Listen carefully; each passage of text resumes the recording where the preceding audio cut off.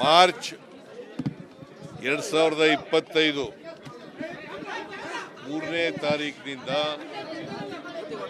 Assembly ಪ್ರಾರಂಭ ಆಗ್ತದೆ.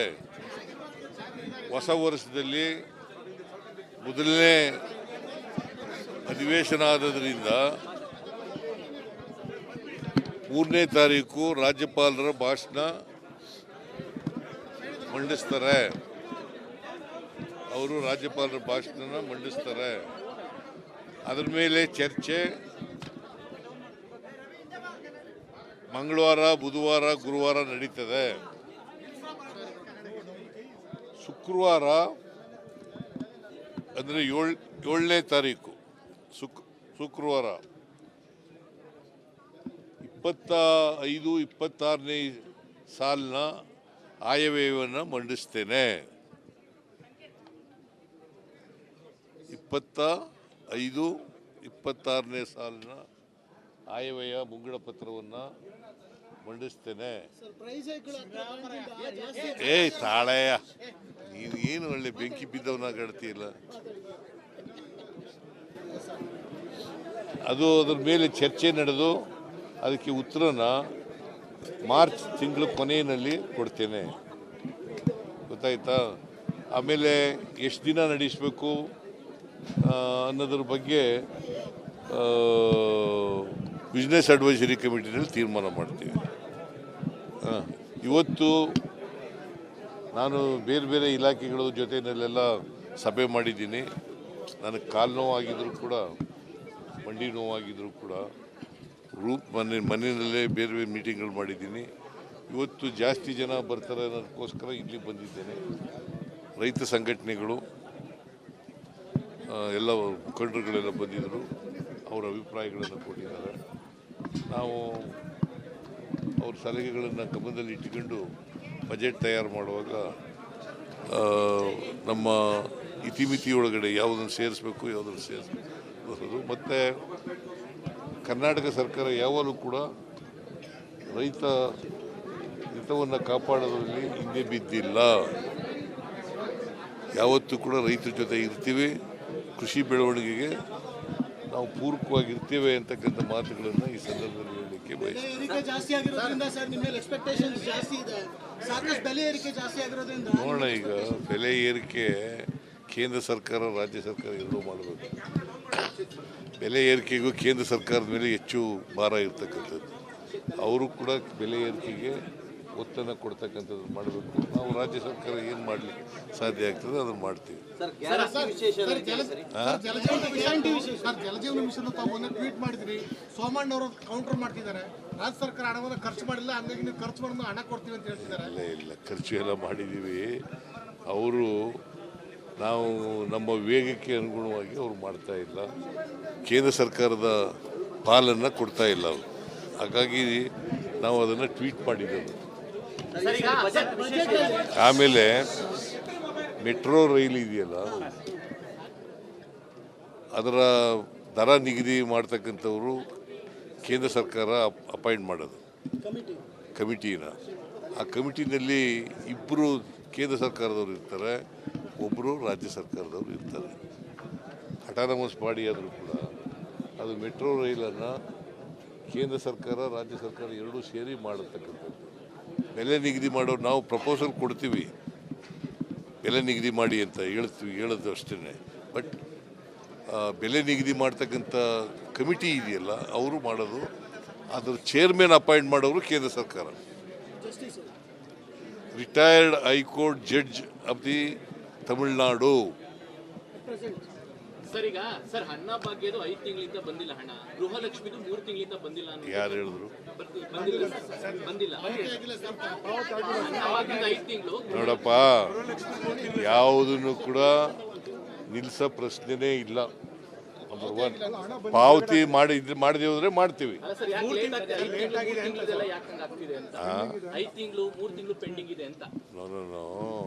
ನನಗೆ ಗೊತ್ತಿಲ್ಲ 3 ತಿಂಗಳಿಂದ ಪೆಂಡಿಂಗ್ ಇರೋದು ಗೊತ್ತಿಲ್ಲ. ಕೂಡಲೇ ಬಿಡುಗಡೆ ಮಾಡಿಸ್ತಾರೆ.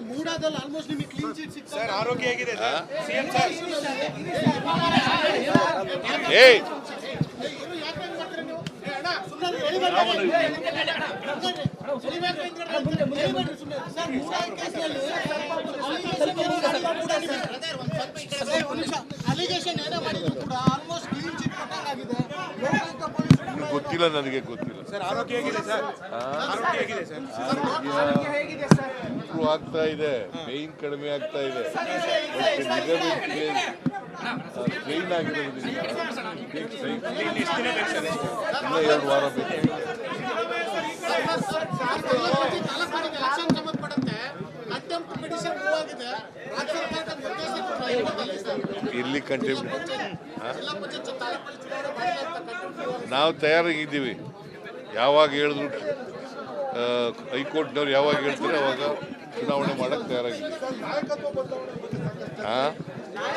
ಇಲ್ಲ, ಹೈಕಮಾಂಡ್ ಮಾರ್ಚ್ 2025 3ನೇ ತಾರೀಕಿನಿಂದ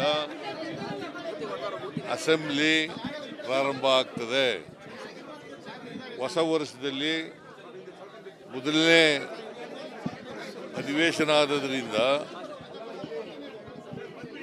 3ನೇ ತಾರೀಕು ರಾಜ್ಯಪಾಲರ ಭಾಷಣ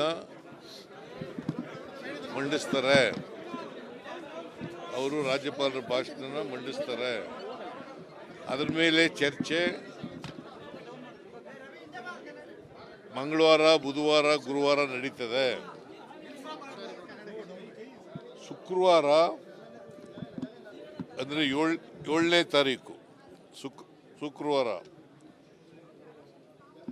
25, 26ನೇ ಸಾಲಿನ ಆಯವ್ಯಯವನ್ನು ಮಂಡಿಸ್ತೇನೆ. 25, 26ನೇ ಸಾಲಿನ ಆಯವ್ಯಯ ಮುಂಗಡ ಪತ್ರವನ್ನು ಮಂಡಿಸ್ತೇನೆ. ತಾಳೆಯ ನೀನು ಏನು ಒಳ್ಳೆ ಬೆಂಕಿ ಬಿದ್ದವನಾಗಾಡ್ತೀಯಲ್ಲ. ಅದರ ಮೇಲೆ ಚರ್ಚೆ ನಡೆದು ಅದಕ್ಕೆ ಉತ್ತರನ ಮಾರ್ಚ್ ತಿಂಗಳ ಕೊನೆಯಲ್ಲಿ ಕೊಡ್ತೇನೆ. ಗೊತ್ತಾಯ್ತಾ? ಆಮೇಲೆ ಎಷ್ಟು ದಿನ ನಡೆಸಬೇಕು ಅನ್ನೋದ್ರ ಬಗ್ಗೆ ಬಿಸ್ನೆಸ್ ಅಡ್ವೈಸರಿ ಕಮಿಟಿನಲ್ಲಿ ತೀರ್ಮಾನ ಮಾಡ್ತೀವಿ. ಇವತ್ತು ನಾನು ಬೇರೆ ಬೇರೆ ಇಲಾಖೆಗಳ ಜೊತೆಯಲ್ಲೆಲ್ಲ ಸಭೆ ಮಾಡಿದ್ದೀನಿ. ನನಗೆ ಕಾಲು ನೋವಾಗಿದ್ದರೂ ಕೂಡ, ಮಂಡಿ ನೋವಾಗಿದ್ದರೂ ಕೂಡ ಮನೆಯಲ್ಲೇ ಬೇರೆ ಬೇರೆ ಮೀಟಿಂಗ್ಗಳು ಮಾಡಿದ್ದೀನಿ. ಇವತ್ತು ಜಾಸ್ತಿ ಜನ ಬರ್ತಾರೆ ಅನ್ನೋದಕ್ಕೋಸ್ಕರ ಇಲ್ಲಿ ಬಂದಿದ್ದೇನೆ. ರೈತ ಸಂಘಟನೆಗಳು ಎಲ್ಲ ಮುಖಂಡರುಗಳೆಲ್ಲ ಬಂದಿದ್ದರು, ಅವರ ಅಭಿಪ್ರಾಯಗಳನ್ನು ಕೊಟ್ಟಿದ್ದಾರೆ. ನಾವು ಅವ್ರ ಸಲಹೆಗಳನ್ನು ಗಮನದಲ್ಲಿ ಇಟ್ಟುಕೊಂಡು ಬಜೆಟ್ ತಯಾರು ಮಾಡುವಾಗ ನಮ್ಮ ಇತಿಮಿತಿ ಒಳಗಡೆ ಯಾವುದನ್ನು ಸೇರಿಸಬೇಕು, ಯಾವುದನ್ನು ಸೇರಿಸಬೇಕು. ಮತ್ತು ಕರ್ನಾಟಕ ಸರ್ಕಾರ ಯಾವಾಗಲೂ ಕೂಡ ರೈತ ಹಿತವನ್ನು ಕಾಪಾಡೋದ್ರಲ್ಲಿ ಹಿಂದೆ ಬಿದ್ದಿಲ್ಲ. ಯಾವತ್ತೂ ಕೂಡ ರೈತರ ಜೊತೆ ಇರ್ತೀವಿ, ಕೃಷಿ ಬೆಳವಣಿಗೆಗೆ ನಾವು ಪೂರಕವಾಗಿರ್ತೇವೆ ಅಂತಕ್ಕಂಥ ಮಾತುಗಳನ್ನು ಈ ಸಂದರ್ಭದಲ್ಲಿ ಹೇಳಲಿಕ್ಕೆ ಬಯಸ್ತೀನಿ. ನೋಡೋಣ, ಈಗ ಬೆಲೆ ಏರಿಕೆ ಕೇಂದ್ರ ಸರ್ಕಾರ, ರಾಜ್ಯ ಸರ್ಕಾರ ಎರಡೂ ಮಾಡಬೇಕು. ಬೆಲೆ ಏರಿಕೆಗೂ ಕೇಂದ್ರ ಸರ್ಕಾರದ ಮೇಲೆ ಹೆಚ್ಚು ಭಾರ ಇರ್ತಕ್ಕಂಥದ್ದು. ಅವರು ಕೂಡ ಬೆಲೆ ಏರಿಕೆಗೆ ಒತ್ತನ್ನು ಕೊಡ್ತಕ್ಕಂಥದ್ದು ಮಾಡಬೇಕು. ನಾವು ರಾಜ್ಯ ಸರ್ಕಾರ ಏನು ಮಾಡಲಿಕ್ಕೆ ಸಾಧ್ಯ ಆಗ್ತದೆ ಅದನ್ನು ಮಾಡ್ತೀವಿ. ಜಲಜೀವನ ಮಿಷನ್ ತಾವು ಒಂದು ಟ್ವೀಟ್ ಮಾಡಿದ್ರಿ, ಸೋಮಣ್ಣ ಅವರು ಕೌಂಟರ್ ಮಾಡ್ತಿದ್ದಾರೆ. ರಾಜ್ಯ ಸರ್ಕಾರ ಹಣವನ್ನು ಖರ್ಚು ಮಾಡಿಲ್ಲ, ಹಂಗಾಗಿ ನೀವು ಖರ್ಚು ಮಾಡೋದು ಹಣ ಕೊಡ್ತೀವಿ ಅಂತ ಹೇಳ್ತಿದ್ದಾರೆ. ಇಲ್ಲ, ಖರ್ಚು ಎಲ್ಲ ಮಾಡಿದ್ದೀವಿ. ಅವರು ನಾವು ನಮ್ಮ ವೇಗಕ್ಕೆ ಅನುಗುಣವಾಗಿ ಅವರು ಮಾಡ್ತಾ ಇಲ್ಲ. ಕೇಂದ್ರ ಸರ್ಕಾರದ ಪಾಲನ್ನು ಕೊಡ್ತಾ ಇಲ್ಲ ಅವರು. ಹಾಗಾಗಿ ನಾವು ಅದನ್ನು ಟ್ವೀಟ್ ಮಾಡಿದ್ದೇವೆ. ಆಮೇಲೆ ಮೆಟ್ರೋ ರೈಲ್ ಇದೆಯಲ್ಲ, ಅದರ ದರ ನಿಗದಿ ಮಾಡ್ತಕ್ಕಂಥವರು ಕೇಂದ್ರ ಸರ್ಕಾರ ಅಪಾಯಿಂಟ್ ಮಾಡೋದು ಕಮಿಟಿನ. ಆ ಕಮಿಟಿನಲ್ಲಿ 2 ಕೇಂದ್ರ ಸರ್ಕಾರದವರು ಇರ್ತಾರೆ, ಒಬ್ಬರು ರಾಜ್ಯ ಸರ್ಕಾರದವರು ಇರ್ತಾರೆ. ಅಟಾನಮಸ್ ಬಾಡಿ ಆದರೂ ಕೂಡ ಅದು ಮೆಟ್ರೋ ರೈಲನ್ನು ಕೇಂದ್ರ ಸರ್ಕಾರ, ರಾಜ್ಯ ಸರ್ಕಾರ ಎರಡೂ ಸೇರಿ ಮಾಡತಕ್ಕಂಥದ್ದು.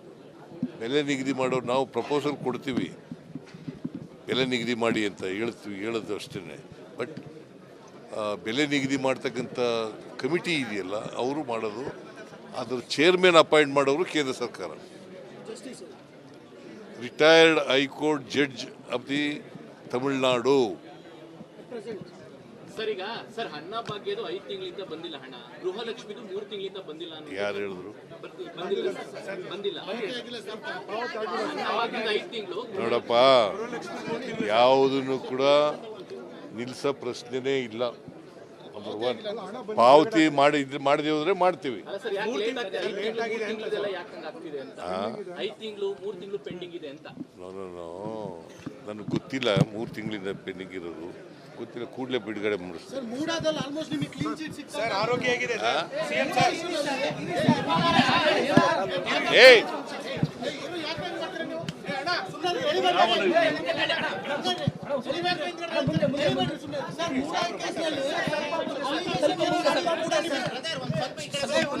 ಅಲಿಗೇಷನ್ ಏನೇ ಮಾಡಿದ್ರು ಕೂಡ ಆಲ್ಮೋಸ್ಟ್ ಕ್ಲೀನ್ ಚಿಟ್ ಕೊಟ್ಟಂಗಾಗಿದೆ.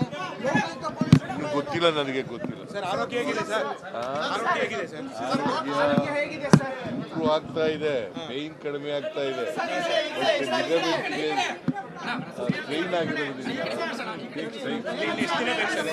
ಇನ್ನೂ 2 ವಾರ ಬೇಕು.